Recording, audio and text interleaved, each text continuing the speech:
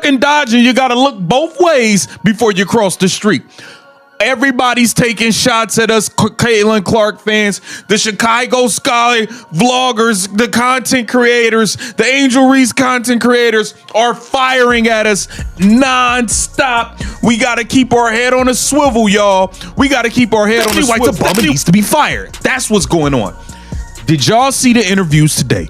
Sophie Cunningham just exposed Stephanie White. Flat out exposed her. Sophie Cunningham just dropped a reality show level plot twist no one saw coming. She didn't just stand up for Caitlin Clark. She torched Stephanie White's coaching credibility with receipts, attitude, and a look that basically said, "Yeah, I went there." So what lit the fuse on this fiery takedown? And why does the WNBA suddenly feel like a group project spiraling out of control?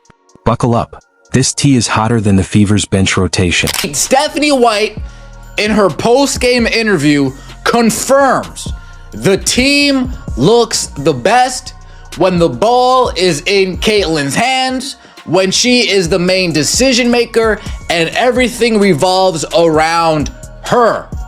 Yet for some strange reason, in the Valkyries game yesterday, after witnessing that in real time, Stephanie White decides to change things up, slow the things down, take Caitlin out the game, and she complains that the team suddenly loses focus. The reason arenas are packed, fans are rocking clashing merch, and chants sound like a revival meeting has nothing to do with perfect lineups or five-player schemes.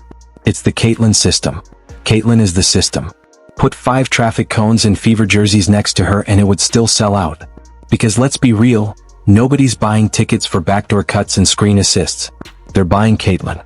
Period. Sophie Cunningham went on the record to basically say what I've been saying and everyone else.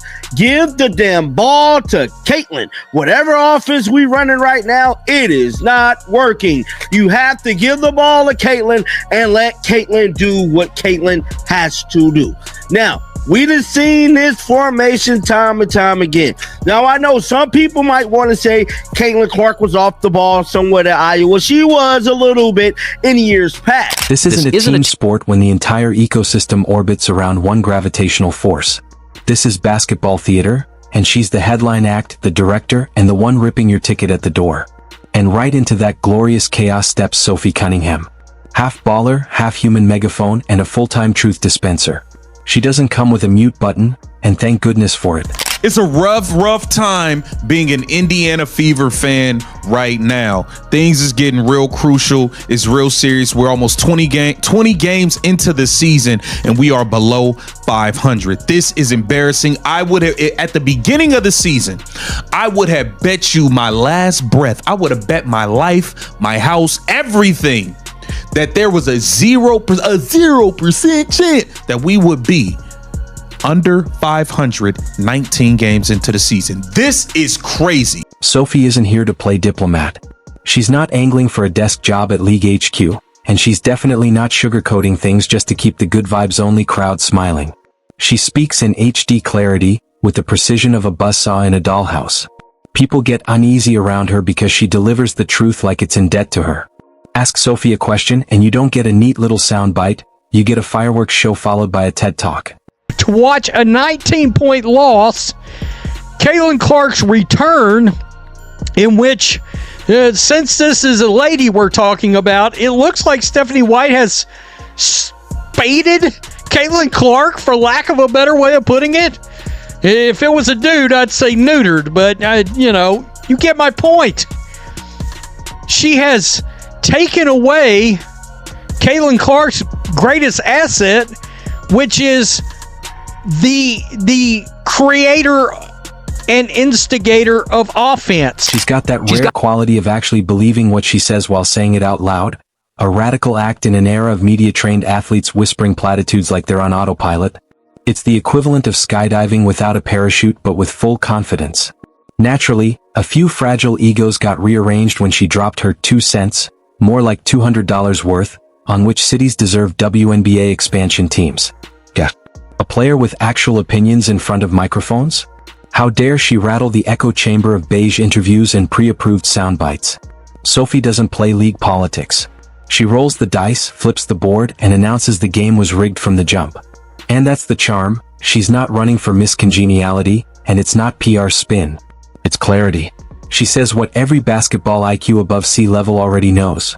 Caitlin is the system and everyone else is fumbling the manual. There's no reason Caitlin should be playing like she's being punished for inventing the three-point line. The only thing more awkward than her usage right now? Watching refs explain a tech foul like it's an interpretive dance routine. In the post-practice interviews, had this to say. I think that everyone saw that. We kind of got some flow when Kate was hurt and our offense was clicking. But now we have to have a new offense when she's in there because she just brings that much to the game, and so we have to adjust. And I think all of us just want it now. We know we had some flow, but when Caitlin's here, we need to play a different style because she's that great. That is what Sophie Cunningham just said. Instead of building the offense around a generational phenomenon, they're treating her like a mild inconvenience that needs committee approval. She's not a supporting role.